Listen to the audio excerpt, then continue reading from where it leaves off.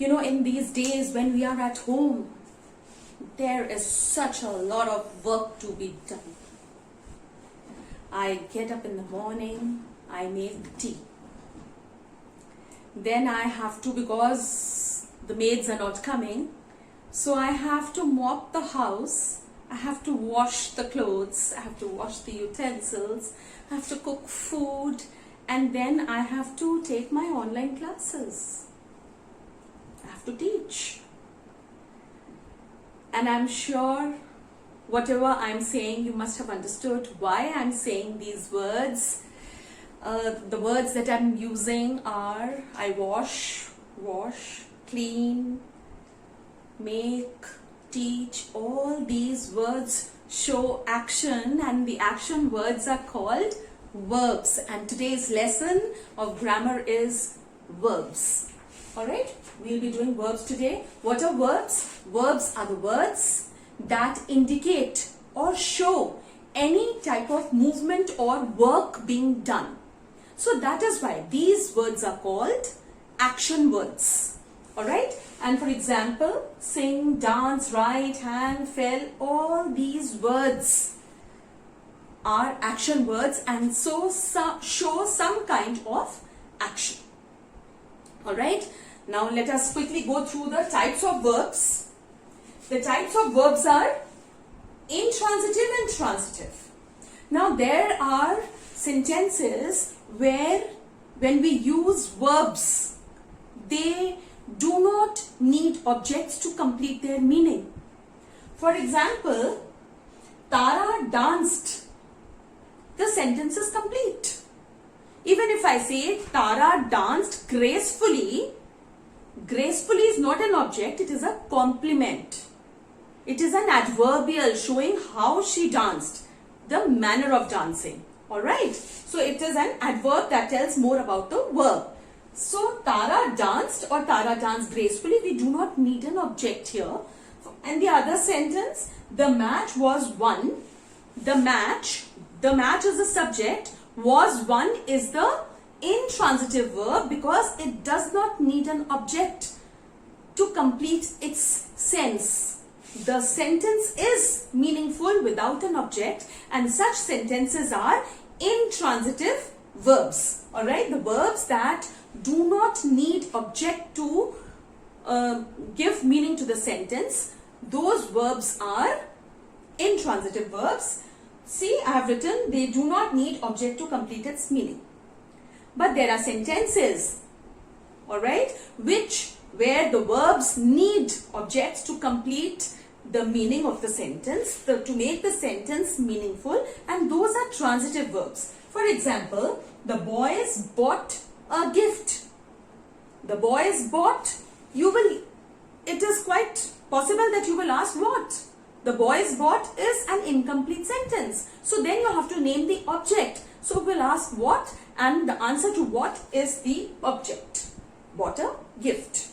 Alright, so I want to go a little in detail with these transitive verbs. Alright, now in transitive verbs, when we are studying about transitive verbs and the objects that are needed, we need to know that there are two objects in the sentence. One is the direct object which answers the question what, and one is the indirect object, and this answers the question who or for, to who or for whom. Alright, now if the sentence is Maya distributed.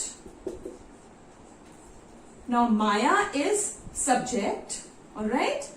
Distributed is verb. Now you will ask what? Maya distributed what? So the answer to what is distributed sweets. This becomes the direct object, alright, which answers the question what? Alright, and if I write, I am further completing the sentence to the class. Alright, so this is to whom?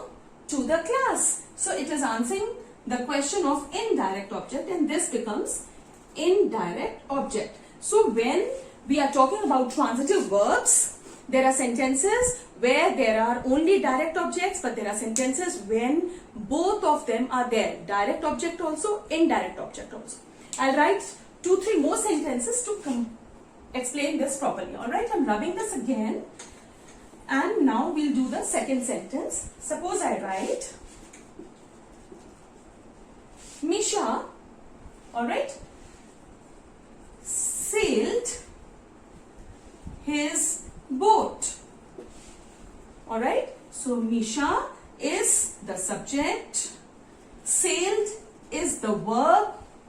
Sailed what? The answer to what is direct object, and that is his boat. So this is direct object which answers the question what. Here there is no indirect object. Clear? Alright, so this becomes a transitive verb. The verb that is present and there is an object over there to complete its meaning. Then this verb is transitive verb.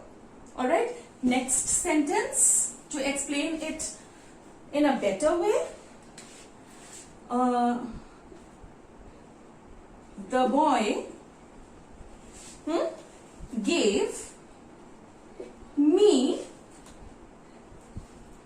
a red rose.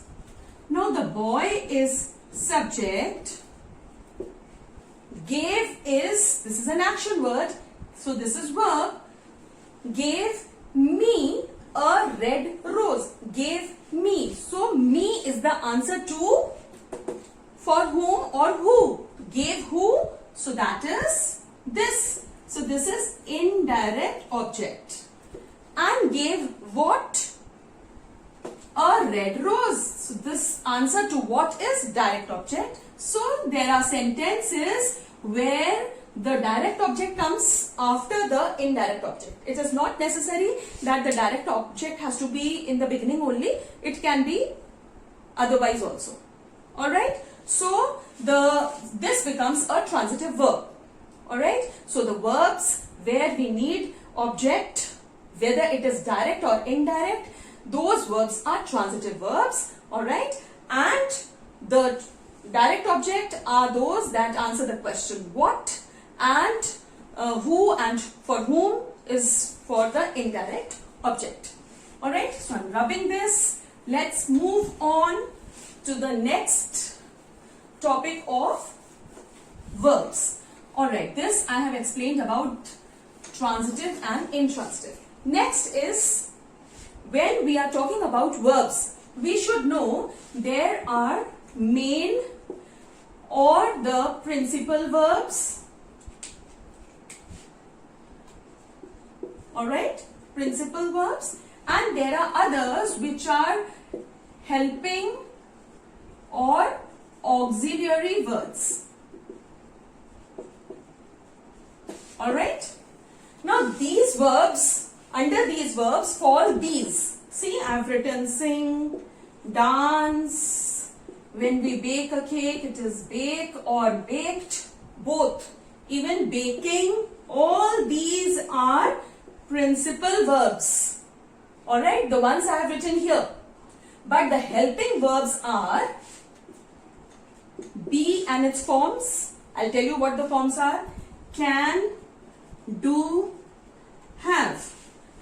These are the different types of helping verbs, and the forms are for be, it is not only be, been, being. It's not only this. It is, am, are. This is used in present tense form. Is for one person, am for I, and are for many people, or with you also we use. You are going. Alright. So these are helping verbs. And for past tense we have was and were. These are forms of be. Alright. In the same way here we can do can, cannot. We also say can't. We also say, alright, regarding this, can, could, all these are. Then is with do we have did, we have does. Alright. And different forms of have are has, have, had. Alright. These two are used in present tense, had is used in past tense, and when we are talking about future tense also, then also we use have. Now when we'll do tenses, then this part is very important, and yes, I will do this again with you. Alright, but I wanted to tell that principal verbs are these, alright, and these are the helping verbs. Alright, next that we need to do is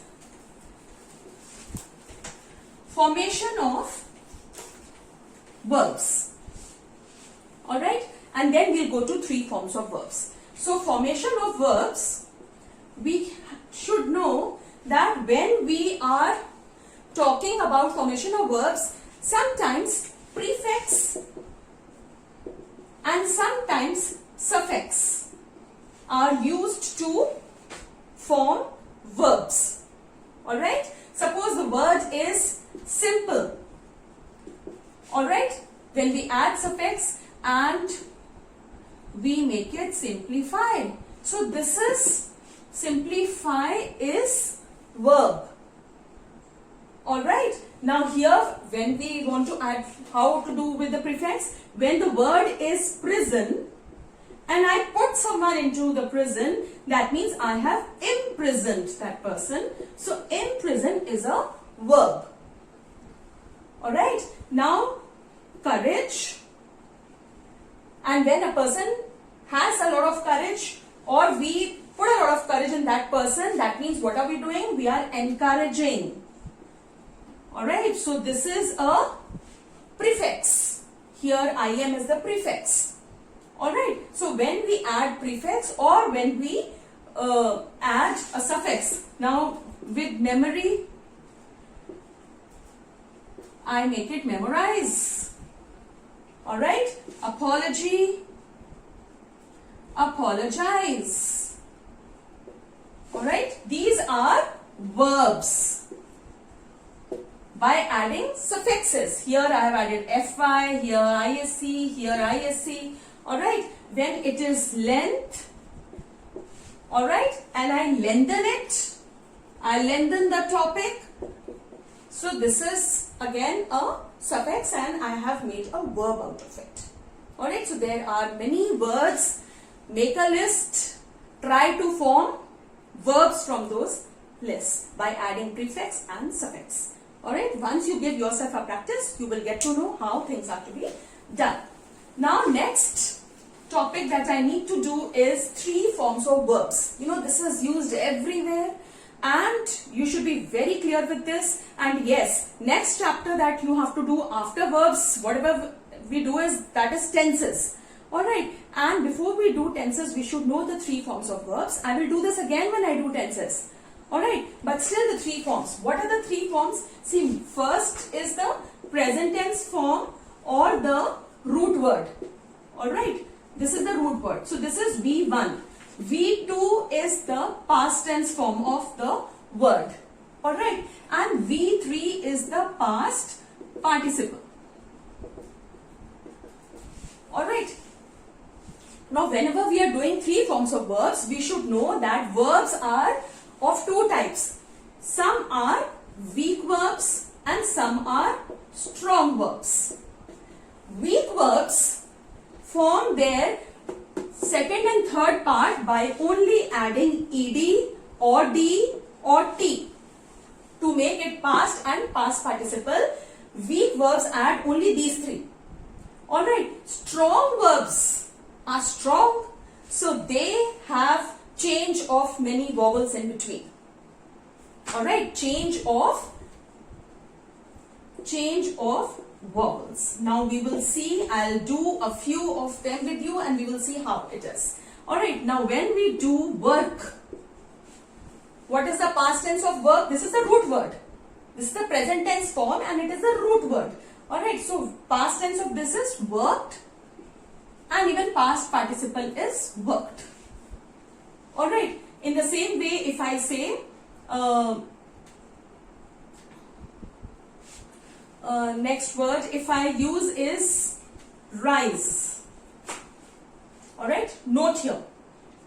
Rose. Now here there is a change in vowels. Alright, rise, rose and risen. See, so this is a weak verb, this is a strong verb. Alright, and now further when we move, we'll see, suppose the word is sing, past tense, sang, past participle, sung. Here we have changed the vowels in between and this is a strong verb.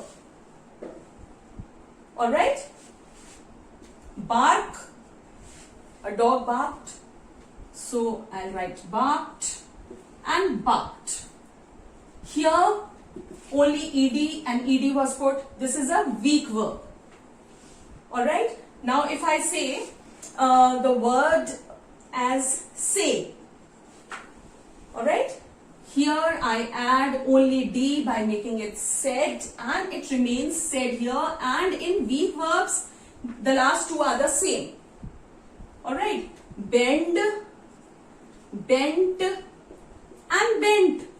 We have only changed the t. So this is also a weak verb. But when we throw, it becomes threw. Here there is a change in the vowel and it becomes thrown. So this is a strong verb, and there are many words: fly, flew, flown, draw, drew, drawn. So these are strong verbs, and where we are not changing much, we are only adding a t or ed or d, then those are the weak verbs. Alright, and give yourself a lot of practice. Write 3 forms of verbs. You will definitely improve. Alright, last thing that I want to discuss with you is that there is a lot of confusion in people, you know. I have seen children, you know, they write, ma'am, they tell, ma'am, the boy hit at me. There are some words where there is no past tense form or past participle form of it. Hit remains hit. Cut remains cut. We never cutted anything. We cut. We had cut. We will cut. We are cutting. But we never cutted. Alright? In the same way, it's hit. And I read my book. I read my book. The spelling remains the same. It does not change. Alright? And then there are words like spread. You know, these words we should know that they do not have the past and the past participle form. They are used as such. There are many words like this.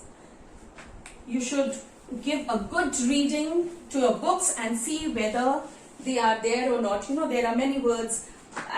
The boy fell down. He said, I got hitted and I got hurted. Hurt, hit, they don't have past and past participle form. Spread, spreaded is no word. Had, spread, spreading, that way we can change, but there is no word as spreaded. Alright. Now there are some words, some confusing words. Alright. I wrote them here so that I don't forget to tell you. Now there are words like hang. Alright. And they have 2 meanings. You know, when we hang clothes to dry outside in the sun, and when the murderer is hanged. So there are 2 different meanings. Alright, we cannot regard the same. Alright, so here hang becomes hung and hung. 3 forms. And this one is when the clothes are hung or mask is hung on the door or on the nail of the door, that way. Now when a murderer is hanged, we say the murderer was hanged till death. We say like that. So they have 2 different meanings. This is when a person is hanged. Alright. Now there are other words like this.